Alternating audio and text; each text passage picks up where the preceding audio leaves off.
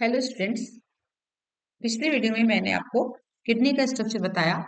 Kidney human being के excretory organ है और इस एक्सक्रीटरी ऑर्गन में यूरिन का फॉर्मेशन होता है और वेस्ट प्रोडक्ट यूरिन यहाँ शरीर से बाहर निकाला जाता है।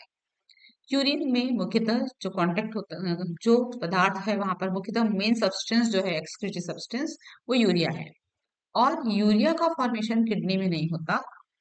किडनी में यूरिन का फॉर्मेशन होता है। यूरिया का फॉर्मेशन जो है वो लीवर में होता है। ये मैंने आपको पहले वीडियो में बताया है।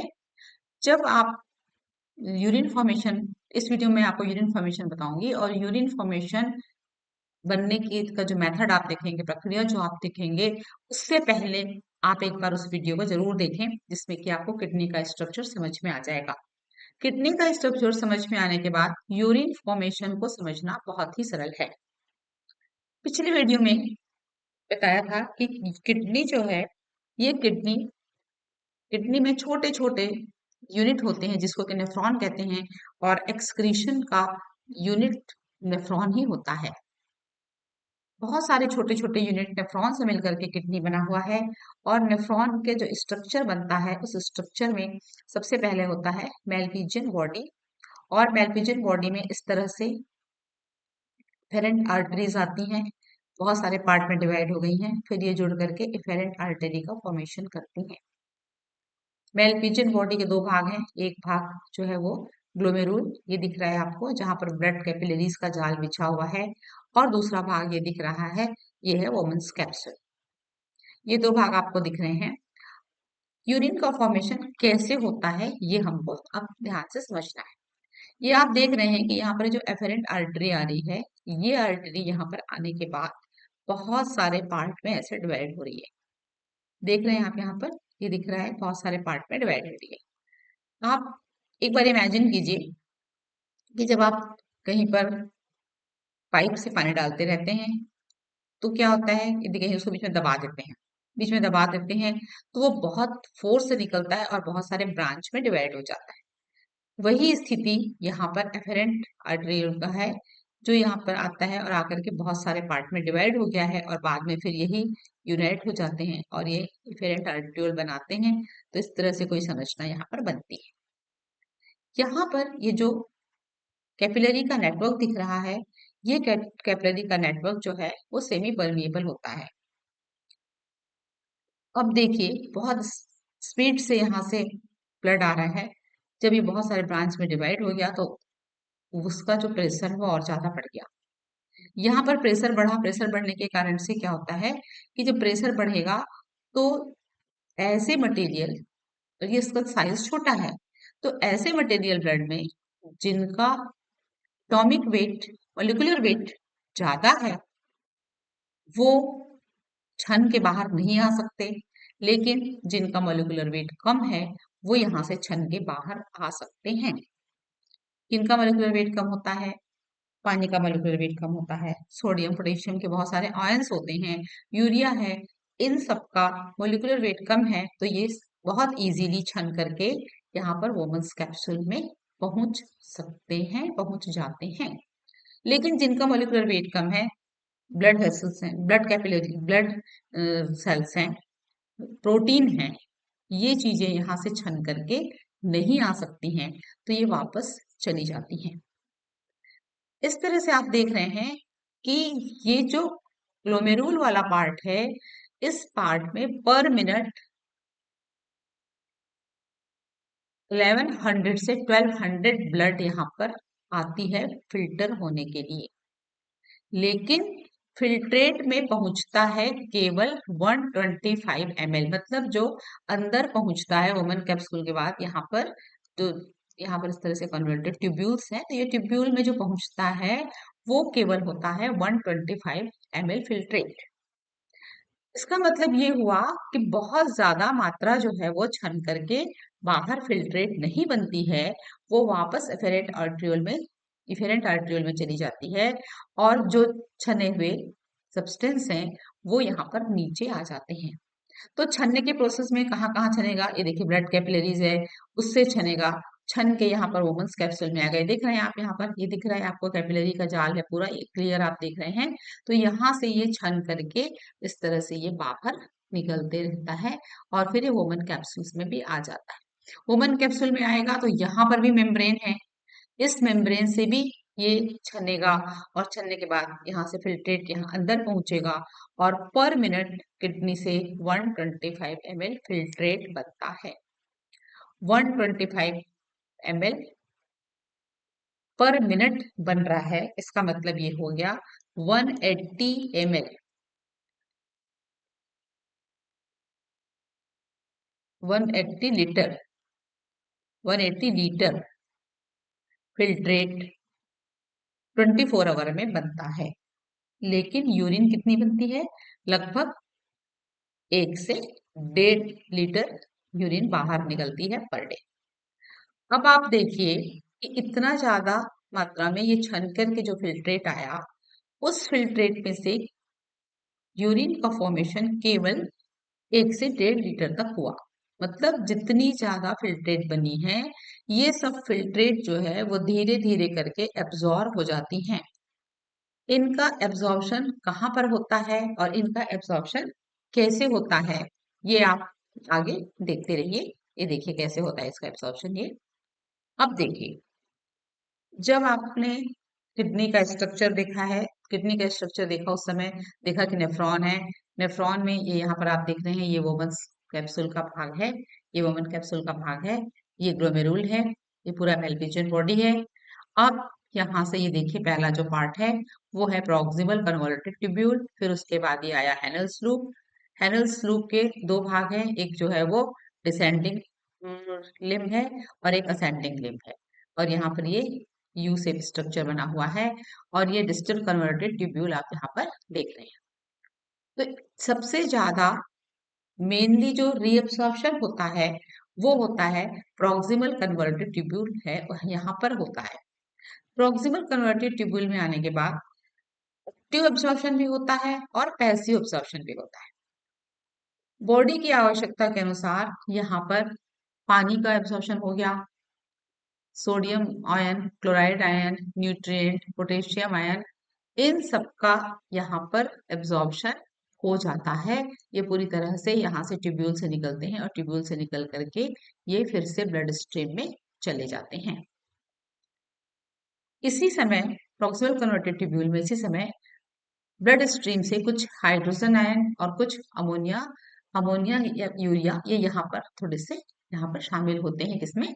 प्रॉक्सिमल कन्वर्टेड ट्यूब्यूल के फिल्ट्रेट के साथ में यहाँ पर ये शामिल हो जाते हैं। इसके बाद क्या होता है कि जैसे जैसे जैसे जैसे आवश्यकता होती है उसके अनुसार से मैंने बोला आपको एक्टिव ट्रांसपोर्ट भी होगा, पैसिव ट्रांसपोर्ट भी होगा और साथ ही साथ कुछ मात्रा में ट्यूबुलर सिक्रीशन भी यहाँ पर आप देख रहे हैं कि ट्यूब्यूल से कुछ सिक्रीशन भी होता है, वो भी यहाँ पर फिल्ट्रेट में आ जाते हैं। नेक्स्ट स्टेप होता है रीअब्जॉर्प्शन के बाद, नेक्स्ट स्टेप जो होता है वो है कि किस तरह से इनका फंक्शन होता है, ये हम आपको फंक्शन दिखाएंगे। तो सबसे पहले प्रॉक्सिमल कन्वर्टेड ट्यूब्यूल में आने पर 70 से 80% जो इलेक्ट्रोलाइट होता है उन सब का यहाँ पर एब्जॉर्प्शन हो चुका है, पानी का भी एब्जॉर्प्शन हो चुका है। इस तरह से जो प्रॉक्सिमल कन्वर्टेड ट्यूब्यूल है वो आयोनिक बैलेंस बनाने में हेल्पफुल होता है। हेनल्स लूप जो होते हैं कि हेनल्स लूप जो है वो मेन एब्जॉर्प्शन में रोल प्ले करता है। मेन एब्जॉर्प्शन में कैसे रोल प्ले करता है हेनल्स लूप? हेनल्स लूप जो है उसका जो असेंडिंग डिसेंडिंग पार्ट होता है, उस डिसेंडिंग पार्ट से पानी पूरी तरह से एब्जॉर्ब होते जाता है।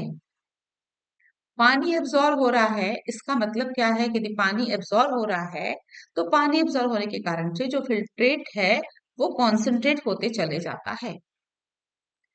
लूप में हेनल्स लूप में जब यू स्टेप लूप में आते हैं तो उस लूप में आने के बाद वहां पर कोई न किसी इलेक्ट्रोलाइट का ही एब्सॉर्प्शन होता है और न ही पानी का एब्सॉर्प्शन होता है। लेकिन इसका जस्ट अपोजिट होता है distal coronary tubule. Proximal coronary tubule में क्या हुआ कि पानी का एब्सॉर्प्शन हुआ लेकिन किसी भी इलेक्ट्रोलाइट का यहाँ पर एब्सॉर्प्शन नहीं हुआ, इसीलिए कॉन्सेंट्रेट होता चला गया। अब जब हम नीचे की ओर जाते जाते हैं, तो जब डिस्टल करोनरी ट्यूब्यूल में जब जाते हैं हम, तो हैनल्स लूप, उससे पहले जो हैनल्स लूप है, उस हैनल्स लूप का असेंडिंग पार्ट भी आता है। तो असेंडिंग पार्ट जो होता है वो जस्ट अपोजिट काम करता है, वहां पर पानी का एब्सॉर्प्शन नहीं होता है, और पानी का एब्सॉर्प्शन ना होकर के वहां पर केवल इलेक्ट्रोलाइट का एब्सॉर्प्शन होता है। तो जितना कॉन्सेंट्रेट हुआ था यहाँ पर आकर के जो फिल्ट्रेट है, वो फिल्ट्रेट का कॉन्सेंट्रेशन वहां जाकर के फिर से कम होने लगता है, क्योंकि इलेक्ट्रोलाइट जो होते हैं उनका यहाँ पर एब्सॉर्प्शन शुरू हो जाता है। डिस्टल कन्वर्टेड ट्यूब्यूल जो है वो आयोनिक बैलेंस का काम करता है, और जो कलेक्टिंग ट्यूब्यूल होता है उसमें इसी तरह से बहुत सारे जितने भी नेफ्रॉन हैं सब वहां पर आकर के ओपन होते हैं, और यहाँ पर ओपन होने के बाद बहुत, यदि कहीं यूरिया का कॉन्सेंट्रेशन ज्यादा है तो यूरिया वापस कुछ मात्रा में ब्लड में चला जाता है। पूरी तरह से आयोनिक बैलेंस को काम करने का काम जो है वो कलेक्टिंग ट्यूब्यूल करता है। किस तरह से होता है एब्जॉर्प्शन, ये आप देखेंगे यहाँ पर। एक फंक्शन, एक चीज, एक वर्ड आप पढ़ते हैं, काउंटर करंट। अब ये काउंटर करंट क्या है? तो काउंटर करंट जब आप समझना चाहेंगे, तो उससे पहले आप एक बार फिर से स्ट्रक्चर में चले जाइए। तो इस तरह से आपने स्ट्रक्चर देखा है, किडनी का नेफ्रॉन का स्ट्रक्चर देखा है। ये है नेफ्रॉन का स्ट्रक्चर, ये आप देखिए, ये नेफ्रॉन का स्ट्रक्चर है। इस तरह से पूरा नेफ्रॉन का स्ट्रक्चर है। यहाँ पे कलेक्टिंग ट्यूब्यूल भी बन जाते हैं, यहाँ पर आर्टरियोल्स आते हैं, फिर ये जुड़ते हैं आपस में, ये सब। लेकिन आगे जाकर के आप देखेंगे कि पूरी तरह से जो हैनल्स लूप होता है, इसमें ब्लड कैपिलरीज का जाल फैला हुआ रहता है। पूरी तरह से यहाँ पर ब्लड कैपिलरी का जाल फैला हुआ रहता है। ये डायग्राम में पूरा जाल ना दिखा करके इस तरह से दिखाया गया है कि ये जो है वो हैनल्स लूप है, और इसको ब्लड कैपिलरी आपको यहाँ पर दिखाया गया है। तो जैसे कि मैंने आपको पहले ही बताया है कि फिल्ट्रेट वुमेन कैप्सूल से छन करके प्रॉक्सिमल कन्वर्टेड ट्यूब्यूल में पहुंचा, और प्रॉक्सिमल कन्वर्टेड ट्यूब्यूल में जो आवश्यक है, जैसे ग्लूकोज है, पानी है, और जो भी आयन है, बॉडी के आयनिक बैलेंस के अनुसार से यहाँ पर वो एक्टिवली और पैसिवली एब्सॉर्ब हो गया। इसके बाद जो फिल्ट्रेट है वो यहाँ से पहुंच गया हैनल्स लूप में। हैनल्स लूप का ये जो है आपको दिख रहे हैं, ये डिसेंडिंग लिम दिख रहा है। तो डिसेंडिंग लिम जो होता है, ये पानी को पूरी तरह से एब्जॉर्ब कर लेता है, एब्जॉर्ब करता है, और लेकिन यहाँ पर ये इलेक्ट्रोलाइट किसी को भी यहाँ पर एब्सॉर्ब नहीं करता। तो यहाँ पर देखिए कि कॉन्सेंट्रेशन ग्रेडियंट यहाँ पर बढ़ते चला गया, क्योंकि इलेक्ट्रोलाइट इसके साथ साथ है, और यहाँ पर बहुत ज्यादा कॉन्सेंट्रेशन ग्रेडियंट हो गया। ये कहाँ हुआ एब्सॉर्ब, हो कहाँ चला गया? पानी, यहाँ पर ब्लड, यहाँ पर भी ब्लड कैपिलरी, पूरा सब तरफ ब्लड कैपिलरी का जाल फैला हुआ है, तो पानी एब्सॉर्ब होता है और ब्लड कैपिलरीज में जाने लगता है ये।